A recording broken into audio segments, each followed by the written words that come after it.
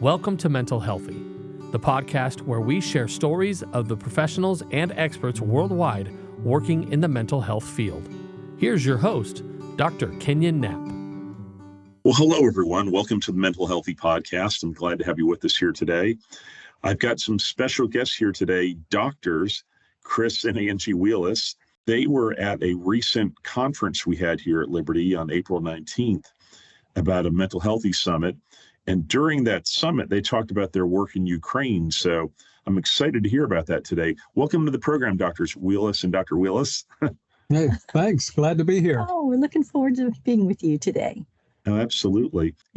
Some of the listeners are familiar with you since a lot of our listeners are Liberty students and faculty, but some are not. So could you give the listeners a little background on yourselves and where you're from and maybe some of the work you've done over the years? Okay, sure. I'm going to go first with that.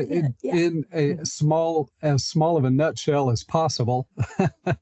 I've been teaching at Liberty as core faculty, mostly in the school counseling courses, for a little over 4 years. And prior to that, was a college counselor for 11 years and worked in a variety of mental health settings since the master's degree years ago. Before that, we had spent 7 years on the mission field. And before that, I was an industrial engineer. So that's a nutshell. Very good. Well, my other part of the nutshell, we are married. We get this a lot, this couple who are both teaching at Liberty University. So I've been a professor at Liberty for almost 3 years now, and it is such a joy just to train the next generation of counselors coming in. I'm in clinical mental health, and my desire as a professor is to pass on the vision to help students realize using the professional counseling as a platform to reach the nations. And so that's kind of the direction we're coming in. We've been married 33 years, and we're just proud to be a part of Liberty University. Mm-hmm. So you all got married at 5 years old, huh? That's right. Pretty much. Yeah. Well, y'all are very youthful. That's great. And so you served on the mission field, and now you do work in the Ukraine. Why don't you just begin and tell us, what kind of work do you do in the Ukraine, and how did you get started in the Ukraine of all places? Because a lot of people, all they think about is war over there. But were you there before the war? Never before the war. It was really, and not even because of the war. It was about a little over a year and a half ago when I call him my brother-in-law. We don't have a good English word for this. Our son married his daughter, so I just call him brother-in-law. Has been going to Ukraine and Moldova for 30 years, about twice a year. And he had asked me to go with him. I have always known that he's gone there during the years I've known him, but finally he invited. And so our service in Ukraine centers on providing mental health care. His request to me was, he's a military veteran who has PTSD symptoms, pretty severe at times. And he said he would like for me to go with him to help him manage his symptoms. And of course, I wanted to do that. And then he said, and by the way, there's a youth pastor in Ukraine who had a traumatic event happen to him years before the war even started. And he said he had tried to talk to this guy with minimal results. And he said, maybe you can talk to him better than I have. And I said, okay, I'll give that a try too. So that our service there has been mental health connected completely. Okay. Well, how many times have you been there so far? 3 times in this year and a half. Yeah, I was able to join the second round of the trip that was in, which was really a nice coordination. And Chris can share a little bit more about the first coordination. But when Chris went the first time, they realized, hey, we need some training. We need to help dealing with trauma, the traumatic response that we're all feeling, and we don't know what to do with it. And so Chris can share about the first round in, and then I joined the second round in, which kind of shaped a little bit differently and fuller. So I'm curious about all of it, honestly. I mean, because it's quite a place to go these days with all that's going on over there and all the international concern about Russia taking over that part of the country. And is some other NATO country next or whatever. But tell us about the first trip. Like, what did you do the first trip and how did it expand? Okay. The first of the 3 trips, as I said, was with my brother-in-law, and we did go in, a team, a group of 4 of us, a couple of Moldovans and my brother-in-law and myself. And we did meet up with the youth pastor. In fact, we met with a few other church leaders there on that trip. And I did get a chance to spend about an hour with the youth pastor and help him to tell his story, his traumatic story. And he knew just enough English, and I was prepared to allow him to tell it even in his mother tongue. And so we had that time together. So that was a short trip, but that did plant some seeds in the minds of a couple of other people we met during that trip who arranged for us to come back on a second trip over there to do a seminar, formal training seminar, to deal with the fallout of all the trauma that's going on. And there's a coming tidal wave. The tide has been rising for the need for mental health care, especially trauma treatment. But the tidal wave has not even hit the beach, so to speak, yet regarding all of that. So that was the second trip. Okay. Was myself and the owners of our private practice here in town went with me and were the sponsors of that trip. And then that resulted in a third trip in which we again provided the same trauma training seminar. And that's the one where Angie joined me in that one, as well as another counselor at the private practice here in town. And when you say in town, you're in North Georgia, I believe, aren't you? That's right. Yes. Okay. Yeah. So you take over some people you work with in your private practice to help you with the process? That's right. That's right. That's great. Well, let me ask you, I mean, I'm sure the war has affected people in various ways from person to person, but what's the overall demeanor or attitude you're seeing in the Ukrainian people after all that they've been through? That was so moving, actually, when we got into the third training.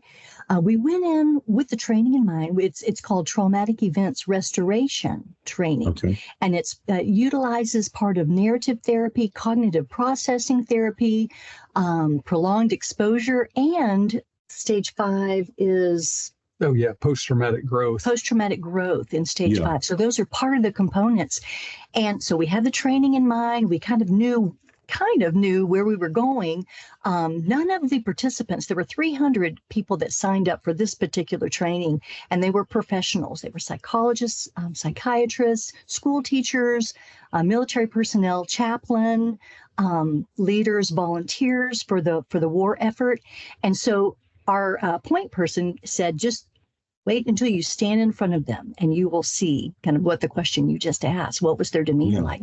And so we walked up and it was very celebratory at the beginning, which is part of the culture. They honor and they give gifts and they have, all the pomp and introductions at the beginning. And then when the training began, there was such hunger in the eyes of every person in there. They were leaning forward. They had their pens out. They had their phones on recording every word that we said in the training because they were so hungry to know, what do I do? How do I take care of my family? My husband's on the front line, or our children in school are jumping every time they hear a sound. And so they were just very, very hungry, very resilient, loved their country. And they kept saying over and over, thank you for coming. I can't believe you came. Thank you for coming. So that was truly the demeanor of the people that we met there. Well, that's neat. Now, a second ago, you mentioned that 5-step therapeutic process with post-traumatic growth and the other interventions. What was the name of that program again? And is that something you developed, or is it some national curriculum, or what? Wish it was a national curriculum. It's something that we... And I wish it were something we totally developed also. Right. It's borrowed and adapted. Okay. Pieces that came from different trainings that we had attended. So we started with Denise Colson, traumatic resolution therapy. Yeah. Added in from the deployment for psychology, free training that they offer there, 3 tiers training if anyone's interested in the training. CPT. On CPT specifically. Yeah. So those 2, and then we kind of added and put in some pieces that worked over the past 10 years. Step 5 is Angie's creation. The post-traumatic growth piece is something that she uniquely created through her years of using really what started with Denise Colson's TRT approach. We've been using that approach for a number of years with great outcome success. And Angie then, in her experience, created that step 5 to be squarely post-traumatic growth and how to journal and track your growth. So yeah, it's a series of borrowed and a little bit created approach to treatment. Yeah. I like Denise Colson, how she geared it toward lay counseling, especially in the church. And so that's what first attracted me to her approach as a foundation. Well, that's great. I mean, I when I hear you mention all those pieces to it, you know, I've taught some classes here at Liberty about crisis and trauma and all that, and everything you're mentioning is all the evidence-based approaches that are, you know, proven effective at helping people. So that's great to hear that. Now, I can tell from what you said, you worked with a lot of professionals over there in Ukraine. Could you give us maybe a glimpse of what the life is like for a mental health professional in the Ukraine? I mean, are they completely overwhelmed at this point, or are they dealing with secondary PTSD or things like that themselves? Yeah, Angie will answer this one very well. She had extended time with 2 psychologists there who were part of the coordination team.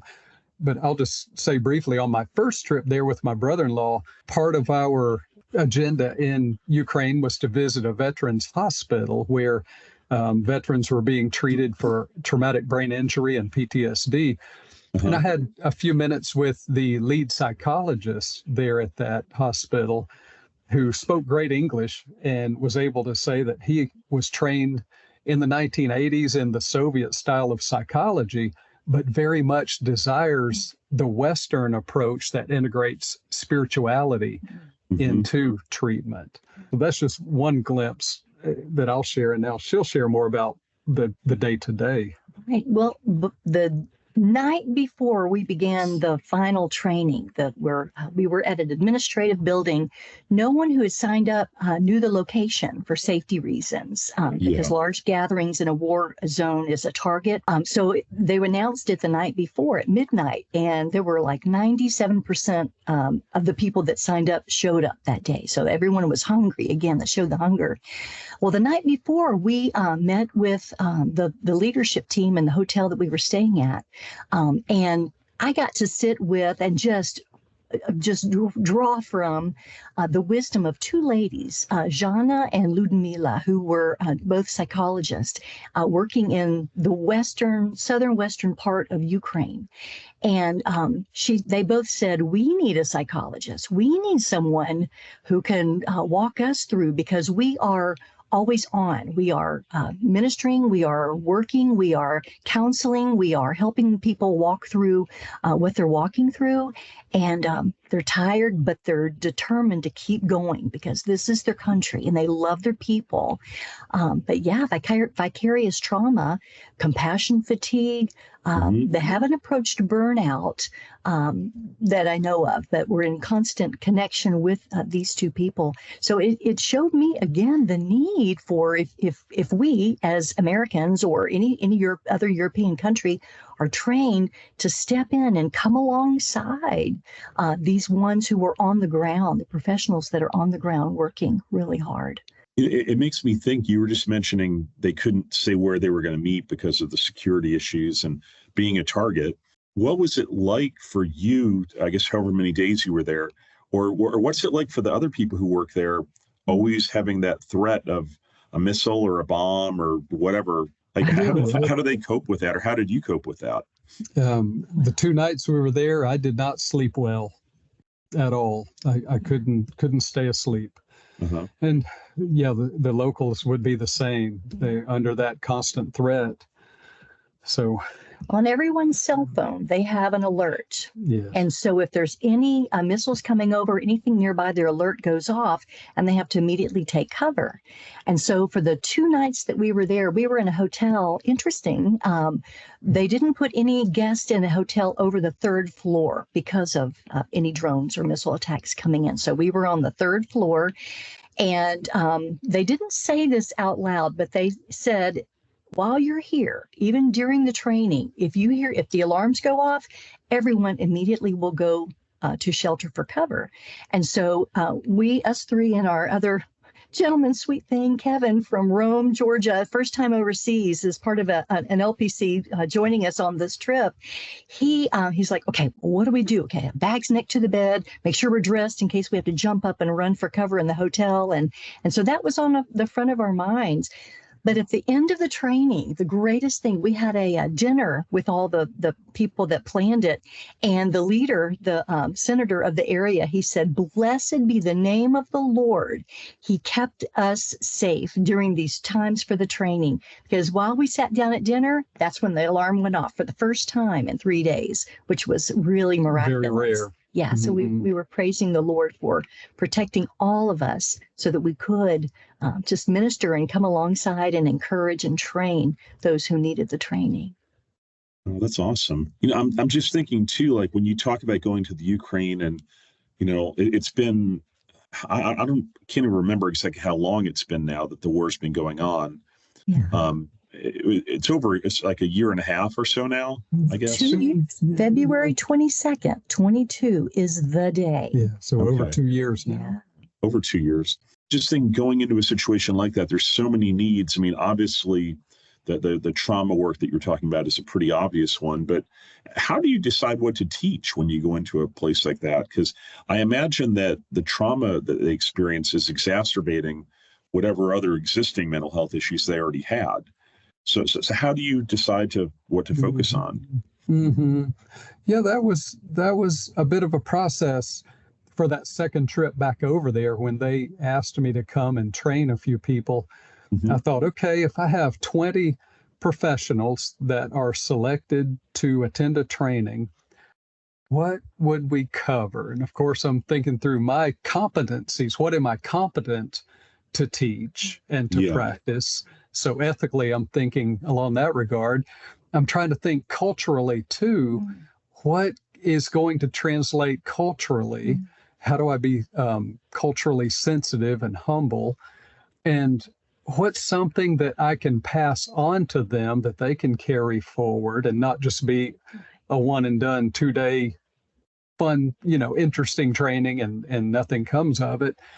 And so what came to my mind as I pondered and prayed over that for those, I don't know how long I did, I can't remember, probably 2 or 3 weeks, was landing on, okay, they need help dealing with the psychological trauma. And well, okay, our approach was originated to help train lay counselors and professionals, which thanks, giving all credit to Denise Colson for this. So I said, well, she's been doing this broadly. Let's try it over there. And it'll be a little bit of an experiment. I don't know the culture, but I think it can translate decently. So let's give it a try. Oh, wow. Were you able to collaborate a little bit with some of those mental health professionals you talked about as far as their perceptions of what they need as well? We did. The coordinating team over there, which was composed of some great folks from the 2 countries, Moldova and Ukraine, met by Zoom video with us several times to talk about the training. They had their translators on the call each time as well, who would translate the PowerPoints and any handouts and things like that so that they could become familiar with the material. So yeah, there were several weeks of frequent meetings. And in fact, I remember one meeting, we were in fact driving to that October's AACC World Conference up at Nashville that October, right before we were to fly over. And that was that September. And that was a good meeting in which they said, okay, we want to shrink the training from, you had requested 3 days. We'd like to shrink it down to 2 days. Can you do that and still keep it the quality it needs to be? And so, yeah, they were concerned about the quality of it. And I said, yeah, I believe I can do that. Let me work on it and let you know. But yeah, so yeah, the meetings were very helpful to begin forming not just the content, but the friendships that still remain. That's great. So you've been there 3 times already. Have you sort of done the same training each time you went, or did it sort of morph and develop into some new areas as you've done the first, second, and third training? Good question. Yeah, I appreciate how the Lord works. The Lord kind of takes whatever you have. Like, I've got 2 fish, I've got a piece of bread, Lord, you take it. He takes it. And every time it just kind of develops based on what the Spirit's moving, based on the need that's there, based on the professionals that are there. The third conference that we were at was the story is a big part of going through this trauma, is finding your traumatic story, the event that happened. And so the participants write a part of, they literally write out the story, what happened to them that day, whatever the traumatic event is. And so on the third meeting, Jana, sweet Jana, I love her, the psychologist from the area there, she said, hey, what if we try something different for this one? What if we all collectively, all 300 of us, talk about the day that Russia invaded Ukraine? Let's that be the collective story of the traumatic event that we walked through. And that was so powerful. So we went with that. And as part of the event, the training or the event, Chris will teach kind of what to look for in writing the story. And then they all come back and they read the story to each other in small groups of 3. And Jana told us later on, she said, that was the first time I have had a moment to cry tears over that event. As a 1.5 years in, that was the first time I have tears not yet cried. And so we found that a lot of the people in the training that walked through this found their own personal healing, so that they could do the same to others and replicate this particular movement. And that was important for them to all write about a common story, a story they had in common with each other. You know, it brought connection, it brought normalcy, it brought corporate healing potentially. And Jana, I appreciate her request to do that. That came out of the first seminar, my second trip over there, when we taught it to a group of 200, and I did not use that common story. I allowed them to choose their own traumatic story. But Jana, she attended that first seminar, and she said, it was a good seminar, but why don't we use their common story? And I said, love it. This is it. Yep. Yeah. Great idea. So we did have a little just anecdotal verbal feedback from that first seminar that we used to make the next one better. And that feedback came from the local participants. Yeah, well, I appreciate you mentioning that feedback. I also recall you mentioned that you had an outcome survey that you did for the 2-day workshop. What were some of the findings you got from your outcome survey? Oh, I'm so glad that our coordinating team supported that. There was a fantastic pastor on the team, the coordinating team, who is very well gifted in administration and technology. And so we told him we'd like to do, a survey of the outcomes. And he said, give me some questions. So we gave him some questions. He modified those. He added some of his own and developed a really nice survey instrument.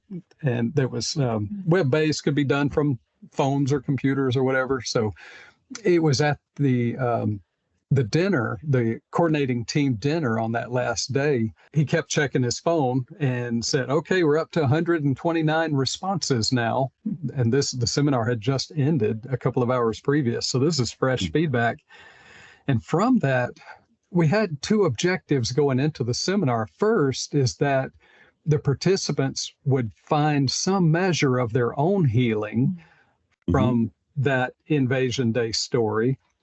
The second objective is that they would learn what we were teaching well enough that they felt some measure of confidence to use it to help others find healing. So personal healing and other healing were my two objectives.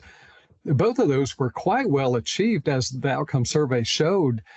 1/3 of participants said, yes, on a scale of 1 to 10, 10 being like maximum healing, 1/3 of them said, yes, I'll give it a 9 or a 10, that I found my own healing through this seminar. And one example was Jana saying, I found tears not yet cried.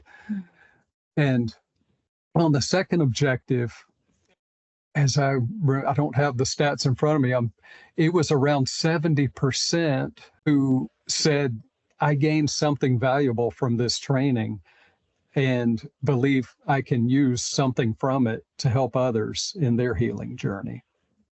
So we were very pleased with the outcome. Well, that's great. That's great to hear. I mean, and of course, with the treatment plan you described, I don't know how you'd get other results.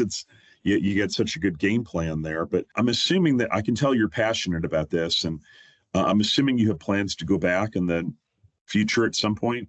We have desire, no doubt about that. We don't have concrete plan yet, but certainly desire to go back. Yeah, it's getting a little more dangerous in the area that we were in, and so they've been under attack quite often. Yeah, this Sunday, as a matter of fact, I'll be leaving, and Chris will be coming a couple of days later to go to Moldova, which is another country to the west of Ukraine. And we're going to be doing a couple of things. We're going to be training counselors to be guest professors there. But the biggest event will be a pastor's wives retreat, because during the wartime, a lot of the churches have been tapped to help. And so the men are doing ministry and they're out of the home a lot. And the women, the wives, are holding down the fort, taking care of the children. And so they're experiencing all of burnout, compassion, fatigue, etc. So we're going to be holding a pastor's wives retreat there coming up next week. And we're looking forward to stepping into and talking about mental health and how to stay well, and just be encouraged by the Lord through that event. Yeah. Okay. Well, this is great. I sort of believe there's probably somebody watching besides me who is thinking, this is so cool, man, I'd love to go do this or whatever. But obviously going to a war zone is not something you just do off the cuff. And you guys have obviously had some good coordination with different ministries you work with. What would you say to somebody listening who goes, wow, this is so great, I'd love to help, or I'd love to go, or I'd love to whatever? How could listeners help? Wow. Prayer, number one. For sure. Openness to God about how they need to be involved. There are always opportunities for financial support through the different organizations that are serving in Ukraine. Do you care? Do you feel good about saying any names of any ministries that you'd like people to support, or would you prefer not to say names at this point? I guess not say names at this point, because there are so many. There are many good ones that are working in there. I'd hate to highlight one at the expense of not highlighting another. So, consider going. I'm sure we'll have a trip back over there at some point. I don't know, either in the fall or next year. There are others at Liberty. Dr. Cindy Palin in our department has been very instrumental in many trips to Ukraine, even before the war. And she went over there with Dr. Josh Kremeyer. I accidentally came across those Kremeyer's name through an ACA webinar the day before I was to go over there for my second trip, and watched his webinar about the work that he and Dr. Palin had done in Ukraine to establish the first ever counselor code of ethics that was adopted in 2022. And counseling hasn't been a profession formally there. So, there are those who could be networked with to learn of new opportunities for service.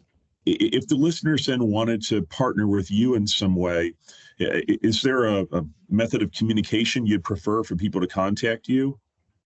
Just an email through our Liberty email addresses, I would guess.